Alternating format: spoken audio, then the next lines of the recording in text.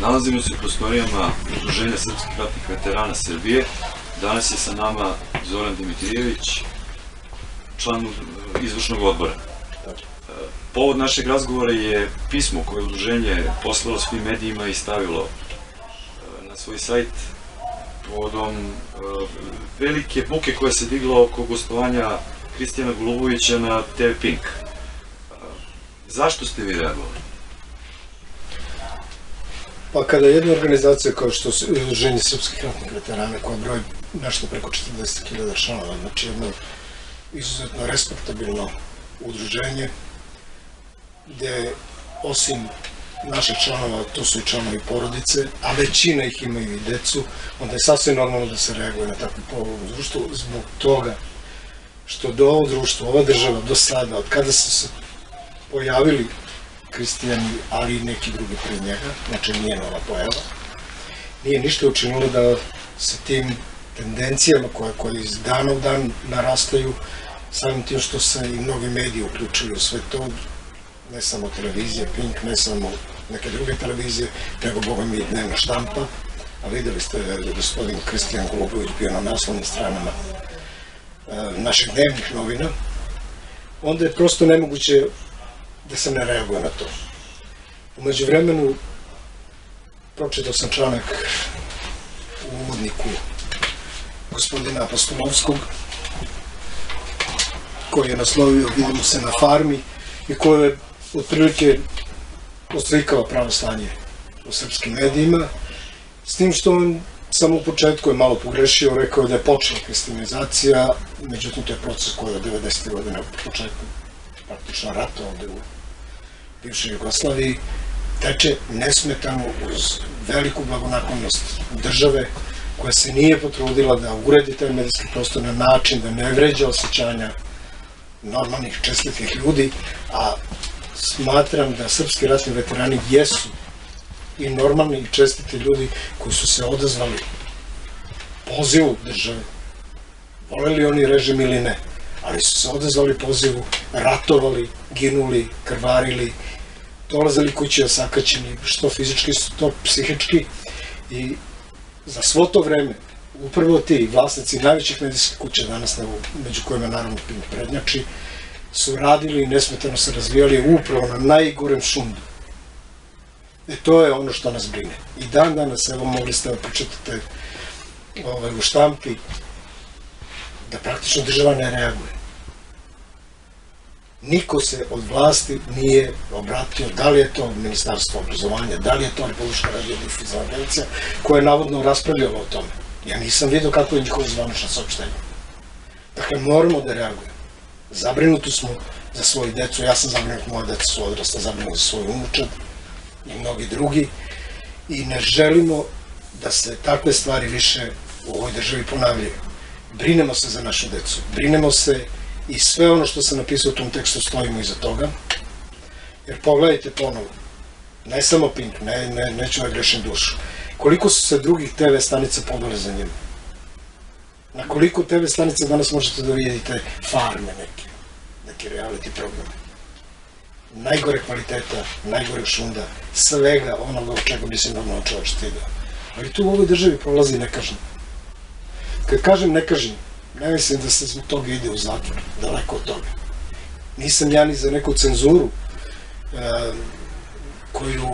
zbog koje me na neki način prozvao gospodin Milan Marinković svojim tekstom u Politici od 5. maja 2014. godine. Znači, ipak postoji neka reakcija? Naravno da postoji. Smatram da je njegov tekst mnogo opasniji nego što smo mi prizivali neku vrstu cenzure. Dakle, ako nije država u stanju da reši pitanje medijskog prostora u Srbiji, pa ko će drugi? Ko će drugi? Ovi sami to sigurno neće. Njima je to unosno, ja to razumem. I sam sam se bavio privatnom biznisom. Sve što donosi novac, to je dobro došlo, ali ima valjda neka granica. Dakle, da li se ministar prosvete, ministar kulture, ko se uopšte po tom pitanju oglasio? Niko. Da li je premijer, zamenik premijera? Da li se policija brine za to? Da li uopšte neko razmišlja kakve posledice takve emisije povlače za sobom? Jer gledali smo, nije, da se razumemo, nije Kristijan Golubović tu jedin Na Pinku su se pojavljivali i neki drugi revolveraši. I svi znamo ko je bio to. Nikom ništa nije smetalo. Nisi mogu sa televizije da ih snimeš. Naravno da je ovo logična posledica što se danas dešava u medijskom prostoru Srbije. Dakle, logična posledica propusta države u zadnjih 20 godina i više. To je ono što nas brine, zbog toga smo reagovali. Željko Mitrović je vrh ledenog brega, on ne može da pobegne od toga. Meni je žao što je tako, ja ga i lično poznam, inače upoznali smo se odavno, još u bivšoj zgradi Centralnog komiteta u Novom Beogradu, ali on jednostavno snosi veliku odgovornost sa svim onima, da se razumemo, koji mu to dozvoljavaju. Očekivao sam da će posle 2000. godine, evropejci, a svi se, Bog zna kako sada preporučuju kao veliki evropejci, da idu u kulturnu Evropu, finu Evropu, evo šta smo dobili sada. Ali to evropejstvo je i krenulo, ako se ne varam, sa Farmom i velikim bratom, baš sa B92, velike evropske televizije, jel? Naravno, između osnovog. Nije to samo Pink. Nije, ja se potpuno se slažem. Ali Pink je nekako sa svojim tim programima, pa pogledajte tu jednu dečicu koja tamo nešto džuskaju, kao i šta ja znam, u nekim minićima, obnažene. To je, mnogi su maloletni, sigurno. Deca se, inače i mladi ljudi, besomučno u takvim programima eksploatišu. Kada nemate posla u zemlji, kada nemate razvijen sistem obrazovanja i kulture, onda nam ostaju takvi programi. Gde ćete vi sutra da se zalibite? Za neki sitan mali honorar se pojavljuju tamo. I onda se čudimo što nam se ta deca tuku po ulicama, što se ubijaju, što droga caruje. Ništa to nije slučajno. Ja se čak i pitam, i mnogi se ljudi pitaju ovde u Srbiji, da li je to možda i nečija namera bila? Da se Srbija kulturno u potpunosti uništi. Jer to je jedan vid kolonizacije. Ako vi ostanete bez obrazovnih ljudi, bez elite, ljudi koji su kulturni, ljudi koji imaju šta ovom društvu ponude, onda nam zaista ostaje samo reality. I mi živimo sad u reality. Da li će ova država nešto da uradi ili ne? Pa sumnjem, evo, jednostavno sumnjem. Jer sutra će ovi dušebrižnici da kažu, pa Bogu, to je cenzura. Pa cenzura vlada u celom svetu danas. Pogledajte period ratova od 90. godine pa do 99. godine. Zapadni mediji su zaveli totalnu cenzuru. Kobajagi u zaštiti nekih zapadnih vrednosti. Jedna mala Srbija ih je ugrožavala. Niste mogli da čujete reakciju iz Srbije. Niste mogli da čujete i u njihovim zemljama ljude koji su sasvim drugačije mislili, koji su pokušavali da ih odvratne od takvih avantura u kojem su pustili ovde na Balkanu, odnosno na teritoriji bivše Jugoslavije. I Srbija je platila punu cenu. Hoćemo li opet da plaćamo punu cenu? Ovog puta neku drugu cenu. U članku ste pozvali na debatu, da li se neko javio? To u stvari govori samo za sebe. Niko. Dakle, niko se nije javio, a poslali smo na razne adrese.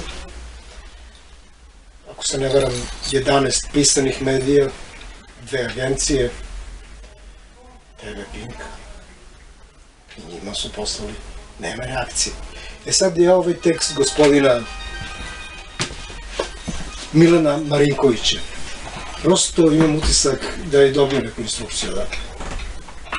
Jer kažem, ovaj tekst je izuzetno opasan, neću ga komentarisati, ali hvala Bogu, očekamo da se neko uključi u ovu debatu.